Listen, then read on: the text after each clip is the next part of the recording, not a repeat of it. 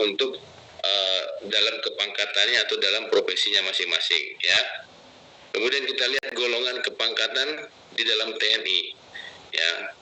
Jadi ini ada 3 golongan. Yang pertama golongan tamtama, kemudian di atasnya ada golongan bintara, di atasnya lagi ada golongan perwira. Nah, golongan tamtama itu mulai dari prajurit, pangkatnya adalah mulai dari prajurit 2, prajurit 1, prajurit kepala, kopral 2, kopral 1, kopral kepala. Itu biasanya yang pangkatnya di lengan warna merah. Kemudian golongan bintara, sesan 2, sesan 1, sesan kepala sampai dengan pembantu letnan 1. Itu pangkatnya di lengan warna kuning. Dan selanjutnya adalah golongan perwira, terdiri dari perwira pertama, perwira menengah, perwira sampai perwira tinggi atau jenderal. Itu biasa pangkatnya di pundak. Nah, untuk rekrutmen ini kalian mau pilih yang mana gitu, ya? Ya kalau golongan tamtama ambil jalur tamtama namanya. Mau jalur bintara langsung juga bisa, ya. Kemudian jalur perwira langsung juga bisa, ya. Jadi tergantung pilihan masing-masing, ya. Kalau Anda mengambil jalur golongan tamtama, begitu Anda pendidikan tamtama, Anda dilantik menjadi prajurit 2. Ya, mohon maaf, itu prajurit 2 adalah pangkat yang paling bawah di dalam tubuh TNI. Ya, tetapi memang jumlah yang akan diambil jauh lebih banyak daripada bintara. Karena komposisinya satu bintara atau satu komandan regu beranggotakan 10 orang tamtama. Ya, jadi biasanya itu jumlah yang diterima 10 kali lipat dari jumlah bintara. Kemudian kalau Anda mau ambil perwira lebih sedikit lagi. Kemudian kalau mau cita-citanya saya mau jadi sersan aja, ambil secaba sekolah yang jalur bintara. Begitu jalur bintara, pendidikan bintara, Anda lulus langsung sersan 2, ya. Sersan 2. Atau kalau saya mau langsung coba perwira, ya, saya mau berjuang di perwira, itu Akademi TNI namanya. Nanti lulusan Akademi TNI pangkatnya langsung Letnan 2. Nah, ini yang perlu kalian pikirkan mau ngambil mana. Kalau kalian ngambil dari tamtama prajurit 2, bisa nggak ke bintara? Bisa. Ya, setelah Anda berkarir di dalam satuan dari prajurit 2, prajurit 1 biasanya sampai prajurit kepala atau tergantung kebijakan saat itu. Setelah itu baru Anda sekolah lagi. Itu antara 10 sampai 15 tahun berdinas di tamtama, sekolah lagi untuk bisa naik golongan menjadi bintara. Demikian juga kalau Anda langsung ke bintara, nanti setelah Anda pangkat sersan kepala, mungkin Anda bisa ikut seleksi yang biasanya 10 sampai 15 tahun atau sekitar 20 tahun seleksi baru ikut sekolah calon perwira. Nah, itu perbedaannya. Jadi kalau Anda bisa masuk akademi, ya berarti Anda langsung loncat dari nggak lewat tamtama, nggak lewat bintara, langsung ke perwira. Tapi tingkat kesulitannya makin sulit karena yang diterima lebih sedikit. Ya, kalau secara persentase tamtama akan diterima lebih banyak, kemudian bintara juga lebih banyak, perwira lebih sedikit. Ya, ini jadi sebagai gambaran. Jadi kalau saya tanya, kalian mau daftar apa? Ya nggak lagi jawabnya daftar TNI AD, Pak. Nah, berarti Anda belum tahu. Ya, sekarang setelah ini lihat kemampuan Anda. Ya, saya pikir ya bukan berdasarkan kemampuan yang aneh-aneh. Wah, duitnya nggak ada. Kalau akademi harus 1 miliar. Nggak ada kayak gitu. Buang jauh-jauh pemikiran-pemikiran seperti itu, ya. Oke, Anda ikut ini karena Anda mempunyai pikiran bahwa Anda bisa berjuang sama seperti yang lain tanpa harus embel-embel, harus bayar-bayar dan sebagainya. Oke, ya ini ya gambarannya untuk menjadi pemikiran Anda semua. Ya, Anda mau lewat jalur apa? Ya, kalau tamtama bintara tergantung matranya. Kalau TNI Angkatan Darat biasanya setahun dulu 2 kali, sekarang kemungkinan karena kebutuhan personil banyak bisa 3 kali setahun. Ya, kalau perwira tetap hanya 1 kali setahun. Oke, nah kemudian untuk jalur perwira juga ada jalur yang sarjana namanya. Sarjana Anda sudah S1, bisa jalur perwira prajurit karir. Ya, itu namanya untuk yang perwira. Ada juga perwira sukarela dinas pendek, ya, PSDP. Jadi untuk perwira A itu ada 3 sumber, dari akademi, dari PSDP, dengan dari perwira prajurit karir. Oke, saya lanjutkan ya.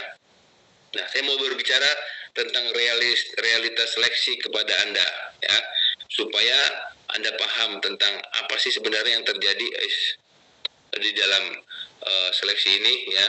Yang pertama tadi sudah saya sampaikan, pendaftar itu sangat banyak, tetapi alokasi atau kuota sedikit sehingga dibuat seleksi dengan materi yang sangat sulit. Sebenarnya saya ulangi sekali lagi, materinya kalau dilihat itu nggak terlalu sulit ya. Yang membuat sulit itu adalah kalian berkompetisi ya, berkompetisi mengalahkan peserta lainnya ya. Oleh karena itu dibutuhkan nilai yang tinggi ya, nilai yang tinggi dari semua aspek, karena untuk menentukan ranking dilihat dari total nilai yang Anda peroleh ya. Jadi karena sangat banyak, jadi harus berjuang sebagaimana sebagaimana mungkin, sekuat tenaga, segala kemampuan dikerahkan supaya Anda bisa mendapatkan nilai yang tinggi ya. Jadi mental-mental yang manja, mental-mental yang mudah menyerah itu harus dibuang jauh-jauh, nggak akan bisa. Kemudian image negatif yang mengatakan kalau mau lulus harus pakai orang dalam dan harus bayar, sehingga hari ini dimanfaatkan oleh oknum. Saya mau kasih tahu ya, mungkin Anda terlalu banyak mendengar suara-suara di luar sana ya. Wah, nggak bisa Pak, bohong Pak ya.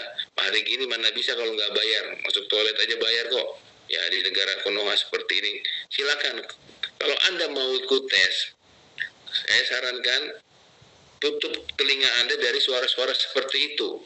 Kalau Anda terus mendengarkan itu, kemudian Anda renungkan, dan Anda tetap tes, nggak akan maksimal. Percuma kayaknya nanti saya latihan, nanti kalah juga sama anak jenderal, kalah juga sama orang berduit.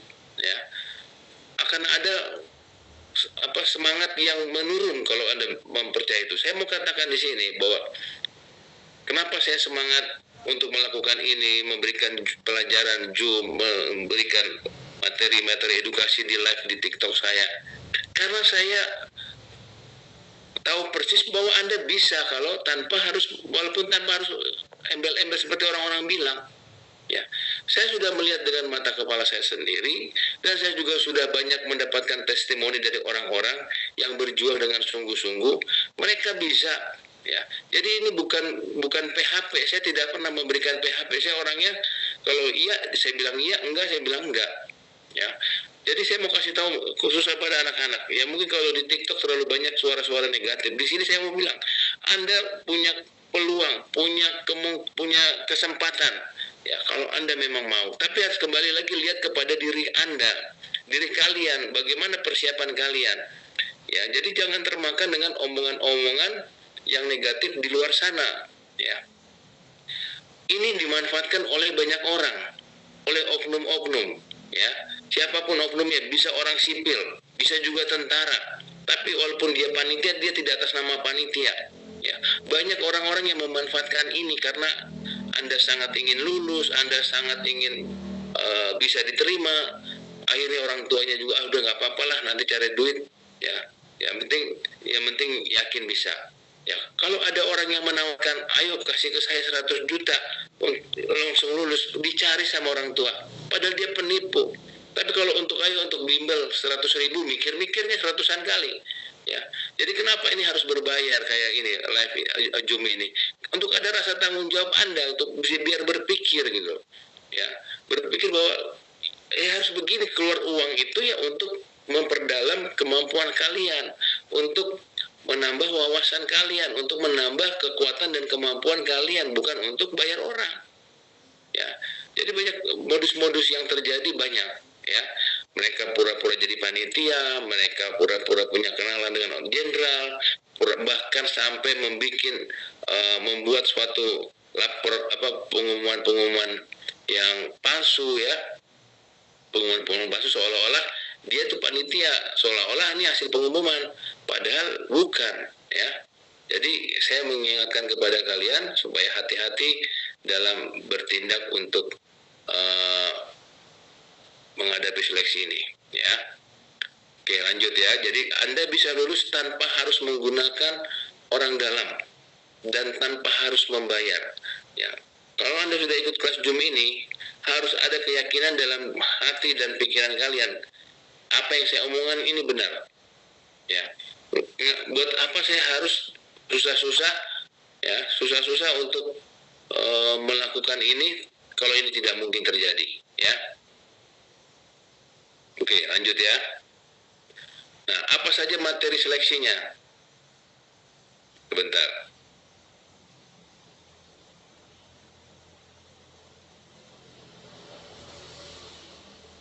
Materi seleksinya yang pertama adalah administrasi.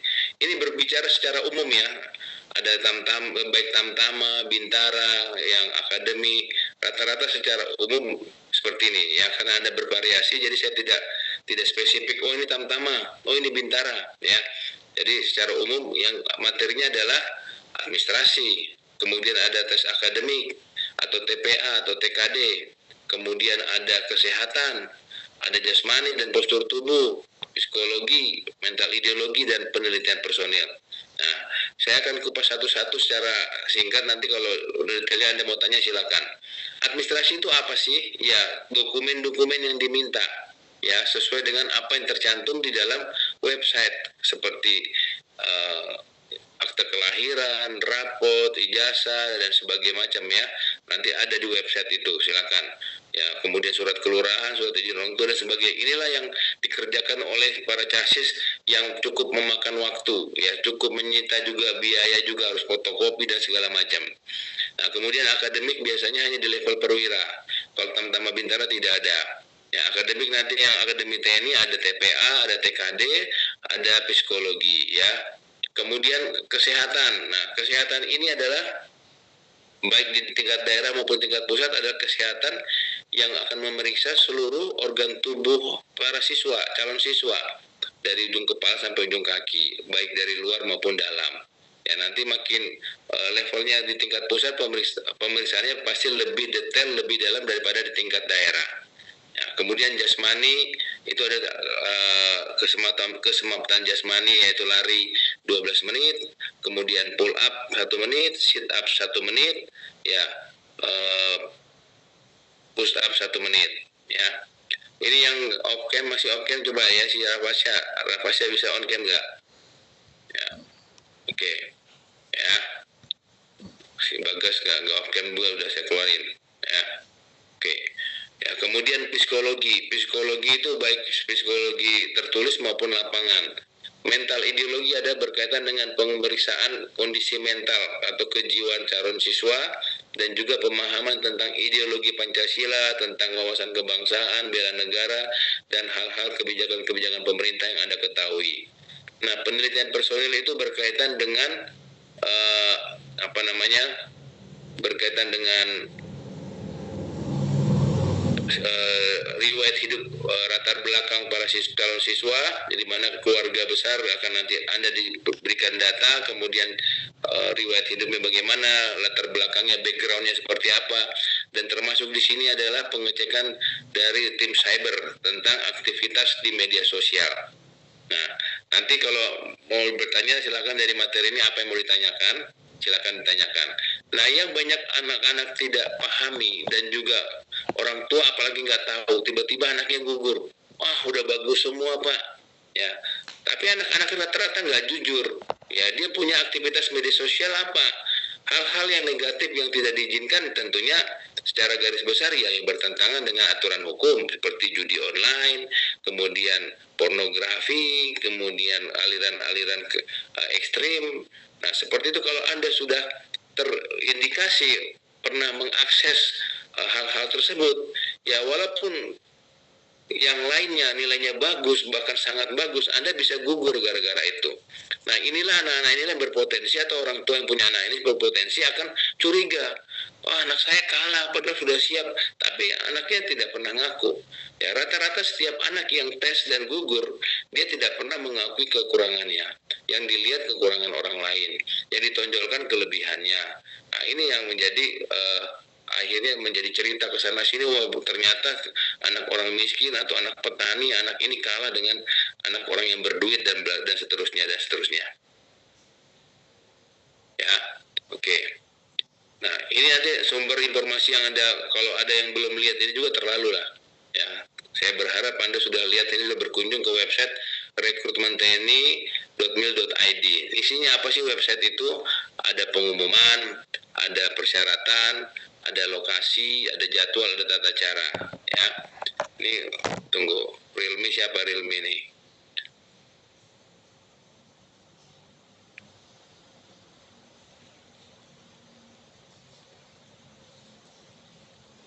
Ya, ini kayak gini-gini lah ya. Anda gimana mulu sudah jelas-jelas pengumuman, ya pengumuman di grup pakai nama asli. Ini ada lagi belum diganti akunnya. Apakah karena nggak ngerti atau gimana? Ya. Oke, saya terima dulu aja admin itu Realme. Nanti ditanya di chat namanya siapa. Oke ya, kesalahan-kesalahan yang banyak dilakukan oleh para chassis ini saya minta diwaspadai. Ya, diwaspadai ini yang membuat Anda seringkali tidak lulus ya, membuat Anda seringkali gugur atau Anda tidak mendapatkan nilai yang tinggi ya. Yang pertama, ya, seringkali para chassis menunda persiapan ya. Seringkali menunda persiapan, nanti aja lah. Bahkan ada yang tanya kepada saya, Pak, kira-kira kelas berapa baru mulai persiapan? Ya, idealnya umur berapa? Nah, semestinya Anda sudah tahu umur berapa, ya Anda sebagai orang dewasa udah ngerti lah. Jadi saya kalau mau sampaikan di sini, ya memang sangat ideal kelas 1 SMA sudah persiapan intens. Ya, kemudian kelas 2 lebih ditingkatkan, kelas 3 fokus. Kenapa? Karena begitu ada kelas 3 SMA, Anda akan sibuk dengan materi pelajaran-pelajaran di sekolah, ya ujian dan segala macam, sehingga kalau Anda baru mulai kelas 3 baru persiapan, ya terlambat, ya tidak akan maksimal. Kemudian kebanyakan orang yang nggak ngerti, ya yang tidak paham, yang terlalu masih awam, ya hanya latihannya fokus latihan fisik aja, setiap hari hanya lari, ya akhirnya begitu nggak lulus, apa yang kata orang tuanya, Pak, anak saya udah lari tiap hari Pak, dia bahkan dia nyangkul tiap hari di sawah, ya.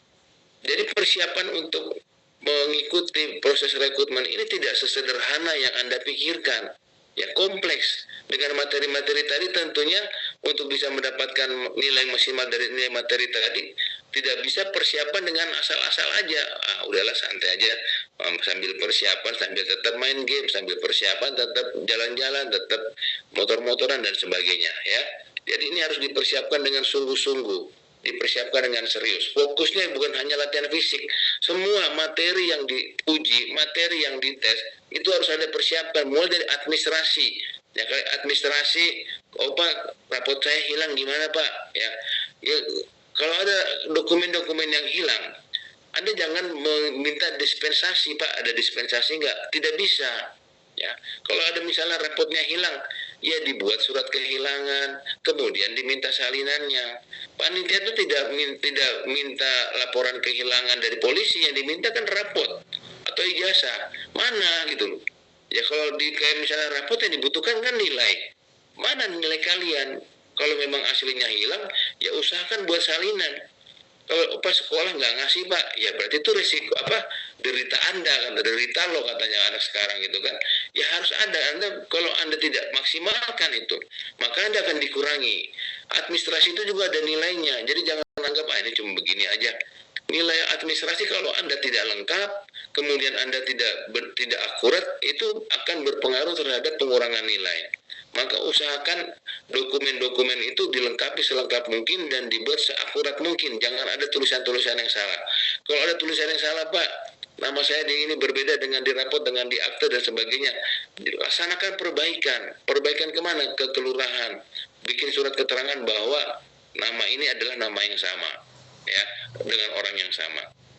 Yang selanjutnya, ya, memiliki mental yang instan, tidak mau proses, Pak. Banyak pertanyaan ke saya, banyak Pak, gimana Pak cara cepat belajar pull up? Selalu minta cara cepat. Tidak ada yang cara cepat, ya. Semua harus proses. Kalau kamu mau kuat pull up, ya nggak bisa cuma 2 bulan, nggak bisa cuma 3 bulan, ya. Harus proses. Jangan pengen instan. Nanti saja, gampang lah itu. Tiba-tiba waktu sudah tes, Anda ketinggalan kereta, ya. Mudah menyerah. Persiapan tidak all out, ya. Baru capek sedikit udah menyerah. Baru tangannya kapalan dikit udah nggak mau latihan pull up lagi, ya. Baru pegel-pegel dikit udah nggak mau lari lagi. Harus paksa, harus push sampai ke limit kalian, push to the limit. Kalau perlu di break limitnya, udah limitnya sampai sini tambah lagi, ya. Kalau nggak maksimal gitu nggak akan dapat nilai yang maksimal. Ya, kemudian pasrah dengan kemampuan yang ada sehingga hanya mengejar target atau standar minimal. Pak, kalau saya nggak bisa berenang, kira-kira bisa lulus nggak? Itu pertanyaan yang sangat banyak di japri ke saya, DM ke saya. Kalau kamu mau tes tentara udah tahu nggak bisa berenang, ya belajar berenang, bukan pengen lulus dengan tanpa bisa berenang. Pak, kalau saya ada jerawatan, kira-kira lulus nggak? Ya, banyak pertanyaan-pertanyaan mental seperti ini yang membuat Anda gugur atau kalah di alokasi. Ya, kalau ada kondisi yang minimal atau kondisi yang tidak optimal, ya dioptimalkan. Pak, ini saya kurang Pak, ditambah. Pak, ini saya kelebihan, dikurangi. Pak, kalau berat badan saya kelebihan, ya dikurangi. Pak, kalau berat badan saya kurang, ya ditambah. Jadi mindsetnya seperti itu, apa yang kurang ditambah, apa yang kelebihan dikurangi, supaya nilai Anda tinggi. Ya, kejar target maksimal. Pak, kalau larinya 2000 udah aman belum Pak? Kalau kau hanya ngejar aman, maka kau hanya nggak akan lulus, hanya sampai pantuhir terus alokasi. Ya. Berapa nilai matinya pull up? Ya. Ya, kalau tes hanya nanya nilai mati, ngapain tes? Nggak usah tes. Kalau kau mau tes, tanya nilai maksimalnya berapa. Pak, saya pull up saya nggak bisa nambah-nambah Pak, cuma 8 terus. Nah, kalimat-kalimat seperti inilah yang membuat kalian nggak akan bisa bertambah. Ya, karena apa yang Anda katakan itu yang akan Anda lakukan. Saya nggak akan bisa nambah, maka itu yang terjadi. Tapi harus punya mindset, saya pasti bisa nambah. Teman saya bisa 18, saya harus 18. Baru 8, paksa. Ya, paksa dirimu sampai bisa 18. Sampai kapan? Sampai waktunya tes. Jangan sebelum waktunya tes sudah tiba, kamu sudah berhenti berusaha. Kau berhenti berusaha pada saat kau sudah menjalani tes. Sudah, inilah kemampuan saya. Ternyata pada saat saya tes, saya hanya mampu pull up 12. Ternyata saya lari hanya mampu 2600. Itu ya sudah kemampuanmu di situ. Tapi masih tesnya masih kurang setengah tahun, kamu sudah berhenti berusaha, sudah berhenti maksimal. Ya, aku tidak percaya diri karena terlalu banyak mendengar suara negatif tadi saya katakan. Akhirnya kamu tidak percaya diri. Aduh, kayaknya saya nggak mungkin ya. Dari kampung, dari desa nggak terkenal, orang tua juga bukan orang kaya, nggak akan mungkin. Nah, ini harus tidak percaya diri. Tidak percaya dirimu itulah yang membuat kau tidak maksimal. Kemudian ada lagi mindset yang Pak, mana persentase yang lebih tinggi Pak? Kalau tamtama apakah jasmani Pak yang lebih tinggi? Nah, saya mau sampaikan di sini, Anda tidak perlu berpikiran seperti itu. Ya, kalau ada yang mengajarkan, udah karena persentasenya lebih tinggi, itu yang dikejar, dibantai. Jangan. Ya, walaupun persentasenya cuma 5% sekalipun, tetap kau harus persiapkan dengan maksimal, karena kau butuh nilai. Butuh nilai yang tinggi, butuh nilai yang maksimal, yang diperoleh dari semua aspek. Jadi jangan ada aspek yang diabaikan. Jangan ada aspek yang kamu anggap sepele. Kalau kau anggap sepele, maka kamu nggak akan maksimal. Jadi aspek apapun seperti tadi administrasi, kesehatan, jasmani, kemudian psikologi, mental ideologi, semua penting. Jangan tanya mana yang lebih penting, semua lebih penting. Kalau ada yang tanya gitu, maka saya bilang semua lebih penting. Semua penting. Maksimalkan. Ya, persiapanmu harus persiapan secara simultan. Mana dulu Pak? Jasmani dulu apa akademik dulu? Atau kesehatan dulu? Ya, tidak bisa dibagi-bagi gitu. Kau persiapkan secara bersama-sama, bagi waktunya, ya, atur waktunya supaya bisa mempersiapkan secara bersama-sama. Kemudian yang paling penting juga sebagai orang beriman, apakah agama Islam, apakah agamamu Kristen, Hindu, Buddha, jangan lupa ibadah. Jangan lupa berbakti kepada orang tua, karena ini hal yang penting. Ini sebagai pintunya untuk kalian menuju kesuksesan. Setelah kalian punya modal dengan persiapan, dengan latihan, dengan perjuangan, maka kalian perlu untuk dibuka pintunya lewat apa? Lewat jalur ibadah, pintu surga dibuka. Kalau kau ibadahnya rajin, tetap latihan, tetap ibadah, tetap yang muslim sholat 5 waktu dijalankan dengan sungguh-sungguh, yang Kristen doa dan satu dunia tetap dijalankan, maka kalian tidak akan ketinggalan. Dan yang penting juga adalah orang tua. Tuhan yang ada di bumi ini adalah orang tua kalian. Ya, jangan pernah menganggap remeh orang tua. Dianggap nggak tahu apa-apa. Ini kan orang tua nggak ngerti apa-apa. Orang tua saya cuma apalah. Jangan, kalau orang tua bilang, nak, latihan nak, iya Bu, iya Pak. Jangan kau membantah. Jangan kau merasa lebih hebat. Kalau begitu kamu merasa lebih hebat daripada orang tua, disitulah kemampuanmu akan berkurang. Ya. Kemudian yang paling penting nih, ada yang sudah berapa kali, selain yang beberapa orang baru pertama kali, ada yang sudah beberapa kali mengalami kegagalan.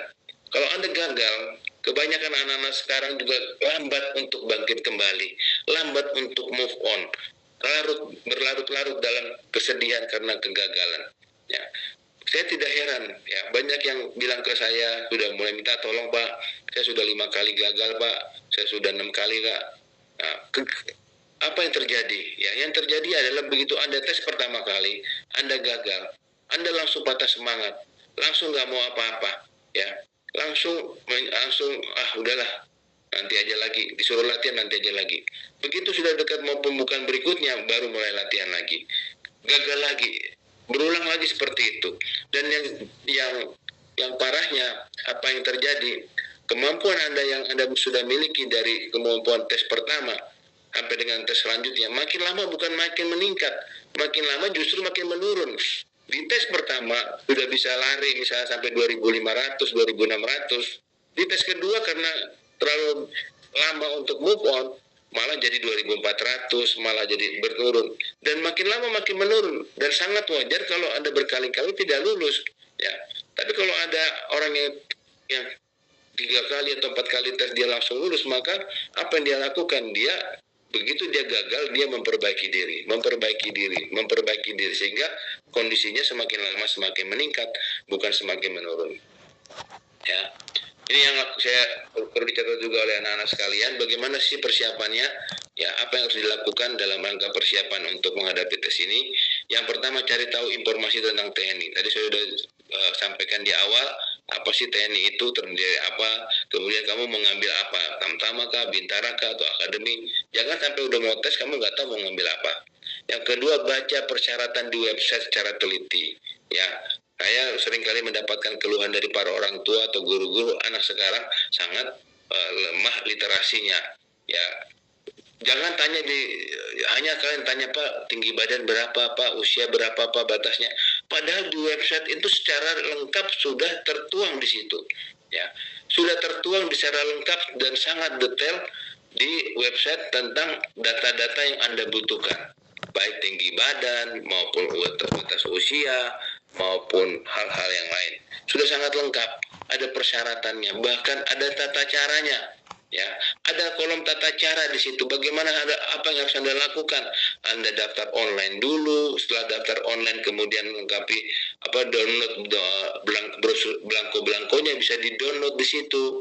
Ya, bahkan untuk Tamtama Bintara dia jelaskan setelah itu ada tanggal waktu untuk kalian, batas waktu melaksanakan validasi. Di mana validasinya, tempatnya juga sudah ada di situ di website.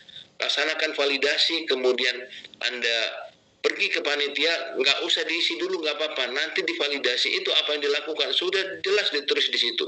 Anda langsung pengukuran tinggi badan dan berat badan, pengecekan tato dengan tindik. Kalau itu lolos, lanjut pengarahan tentang bagaimana cara mengisi belangko dan apa yang harus dilakukan. Dan selanjutnya sudah ada jadwal nanti dari panitia. Kapan kamu melaksanakan tes kesehatan, kapan ini, semua ada di situ. Jadi saya sampaikan di sini, saya perintahkan di sinilah, ya perintah aja karena Anda calon-calon tentara. Kalau Anda belum lihat website sampai sekarang, setelah ini kalian lihat website. Nah, dilihat itu dipelajari, dibuka satu-satu. Oh, angkatan darat ini, angkatan udara ini, angkatan laut ini, kemudian persyaratannya ini. Kalau perlu di-download atau di-screenshot, di-print supaya bisa Anda baca setiap saat persyaratan-persyaratan itu, ya. Kemudian yang selanjutnya adalah laksanakan medical check up. Saya sampaikan kalau bisa diupayakan. Ya, di mana medical check up? Di rumah sakit tentara terdekat. Kenapa harus di rumah sakit tentara? Berulang-ulang saya sampaikan, kalau di rumah sakit umum mereka tidak memahami bagaimana kriteria kondisi kesehatan yang diharapkan untuk menjadi prajurit. Ya, yang tahu siapa? Adalah rumah sakit tentara. Oleh karena itu, segera laksanakan medical check up. Untuk apa? Untuk mengetahui kondisi kesehatan Anda. Apakah ada bermasalahan ataukah ada hal-hal yang menonjol. Kalau ada hal-hal yang memang sudah tidak bisa diperbaiki dan memang tidak memenuhi syarat, ya nggak usah dilanjutkan daripada capek-capek. Contohnya apa?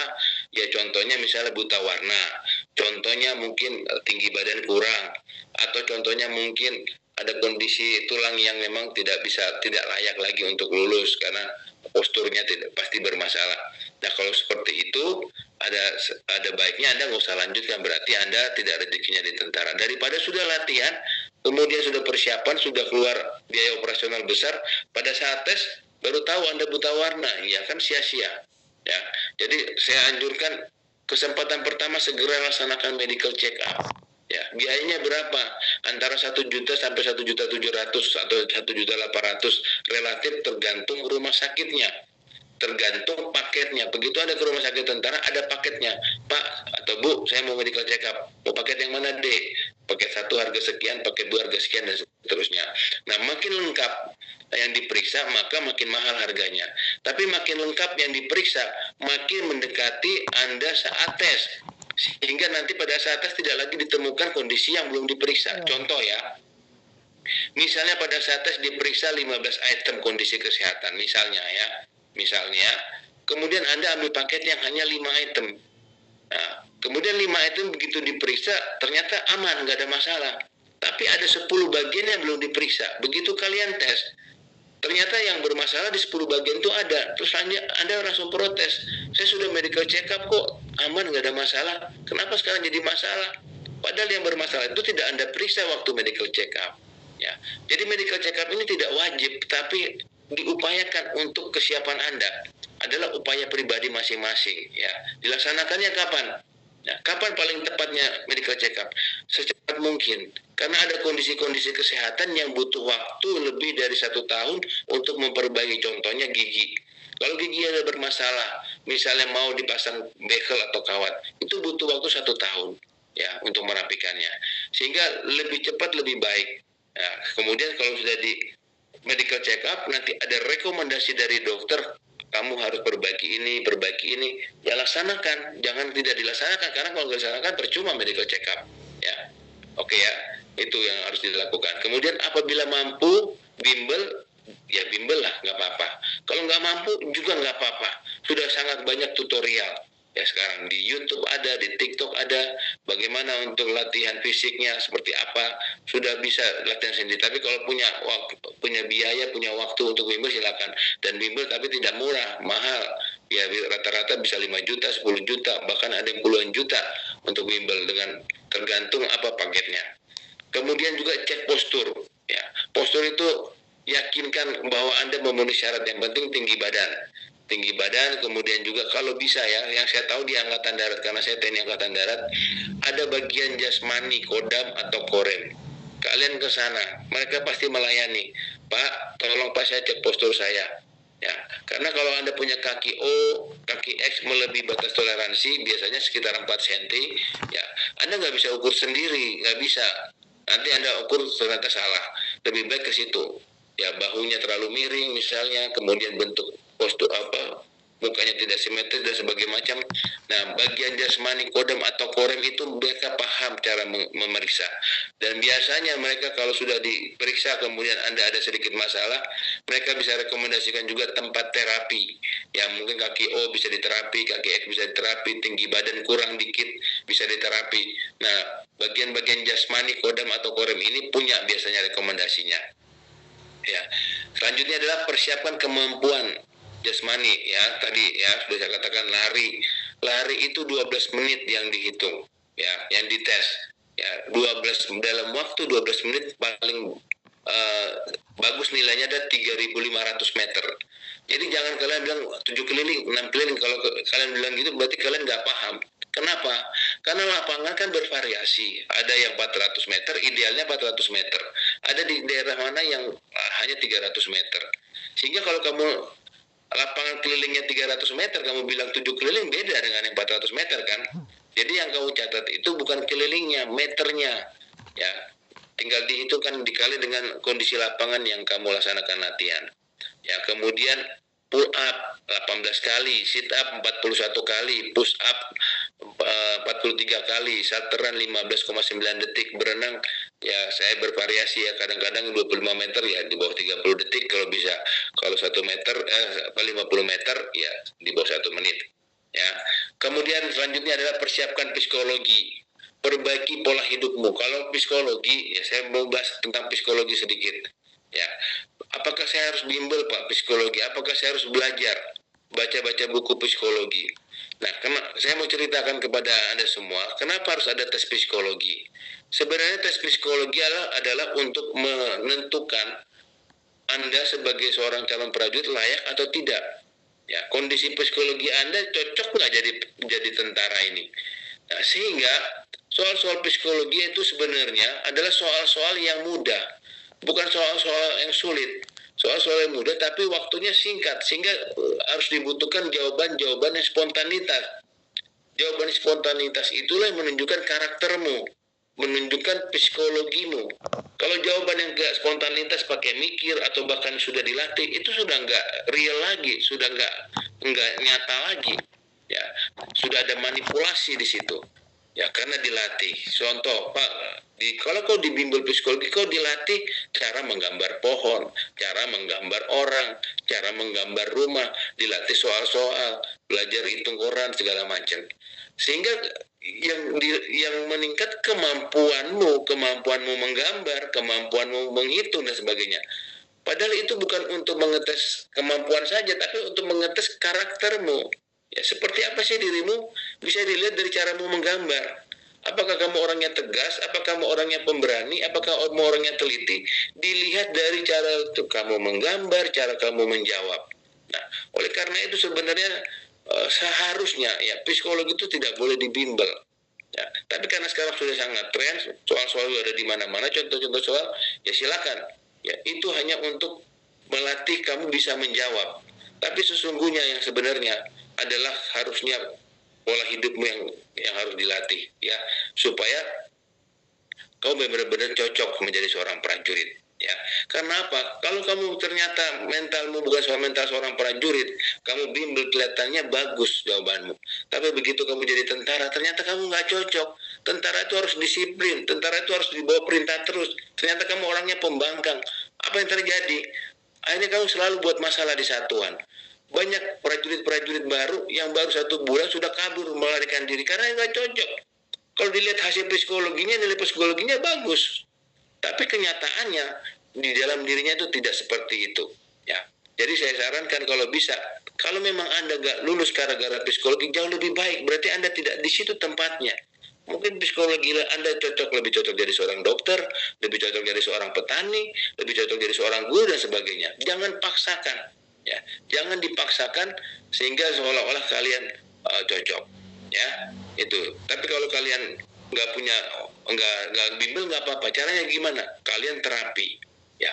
Atau kalau mau konsultasi bisa ke Dinas Psikologi TNI Angkatan Darat di Bandung, Dinas Psikologi Angkatan Laut di Surabaya, Dinas Psikologi Angkatan Udara di Jakarta, di Halim. Nah, kalau kalian ke Dinas Psikologi, kalian konsultasi namanya. Nanti pada saat ke sana akan dikasih soal-soal sama seperti kalian sedang tes.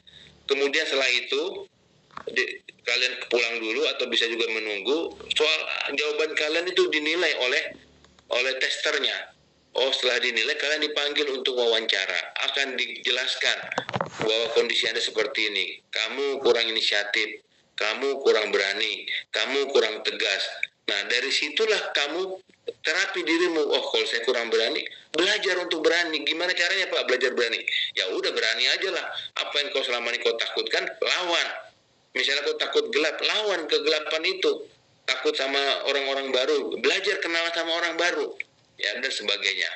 Nah, tapi kalau kamu juga tidak sempat konsultasi psikologi, terapi dirimu untuk melakukan hal-hal sebagaimana layaknya kamu seorang prajurit. Bayangkan kamu jadi tentara itu harus rajin. Berarti kalau kamu selama ini malas-malasan, lawan. Ya, ambil yang positifnya. Kamu suka ceroboh, berarti kamu belajar teliti. Kamu suka tidak tepat waktu, belajar disiplin waktu. Jadi kalau ada pilihan dalam hidupmu positif dengan negatif, belajar ambil yang positif. Itu namanya terapi terhadap dirimu. Ya. Kemudian belajar akademik, bisa belajar TKD, banyak contoh-contoh soal, bisa juga bimbel. Nah, selanjutnya kejar target nilai maksimal. Seperti yang saya bilang tadi, karena kalian bersaing dengan casis lainnya. Ya, bersaing, ingat bersaing bukan kejar nilai minimal. bahkan hanya di atas nilai mati. Jangan. Kalau kau hanya di atas nilai mati, kau nggak akan bisa bersaing. Ya, peserta tuh banyak. Ingat ya, peserta banyak, yang dikalahkan harus banyak. Maka sedemikian rupalah usahamu, perjuanganmu, supaya kamu bisa mendapatkan nilai yang maksimal. Selanjutnya jangan tinggalkan ibadahmu. Tetap belajar, tetap berlatih, tetap berjuang, dan juga tetap beribadah. Hormati kedua orang tuamu, berbaktilah pada mereka, dan selalu berbuat baik dan berpikiran positif. Saya pikir ini ya yang perlu saya sampaikan.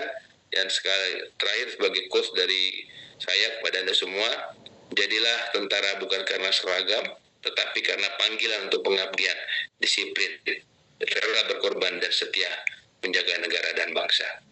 Demikian yang saya sampaikan. Saya kasih waktu setelah ini 1 jam ke depan untuk tanya jawab. Tapi saya minta yang ditanyakan jangan data-data ya. Kalau Pak batas usia berapa, Pak kayak di TikTok, Pak tinggi badan berapa, ya itu tinggal lihat di website lah ya. Ya, kondisi-kondisi kesehatan juga sudah saya bilang itu diperiksa ke dokter rumah sakit tentara. Mungkin ada hal-hal lain selain itu, silakan ditanyakan. Oke, waktu saya berikan kepada yang mau tanya. Silakan, siapa lambaikan tangan yang mau tanya.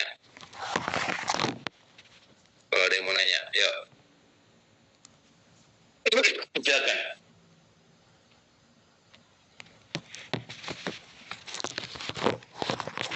Izin bertanya Pak, buat secaba di bulan berapa ya pembukaannya Pak? Ya, itu ya. Kalau saya bilang jangan tanya jadwal. Jadwal saya juga itu ancar-ancar ya, sekitar ya udah siap aja. Kalau kan tadi saya bilang Tamtama 3 gelombang, Bintara 3 gelombang. Kalau pastinya saya nggak bisa jawab karena itu nanti tergantung situasi kondisi. Ya kalau dibagi 1 tahun itu dibagi 3, kira-kira berapa lah gitu ya. Paling 1 bulan 2 bulan depan udah siap, udah buka. Makanya kalian siap-siap dari sekarang. Akademi TNI sudah buka ya.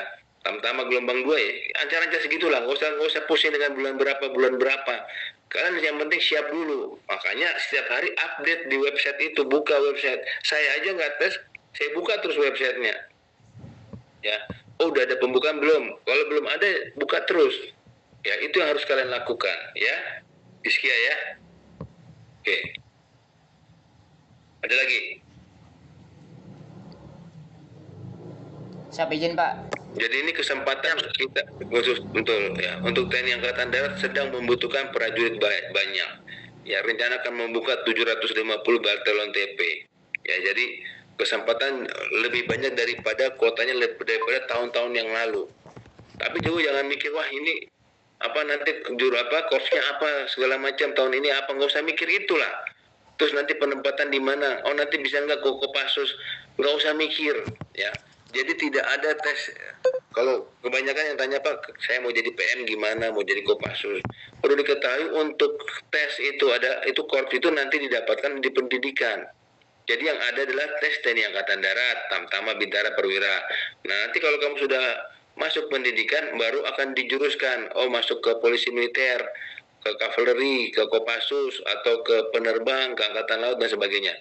Jadi pertama itu tes dasar sesuai materai dulu, baru nanti korps atau kecabangannya ya.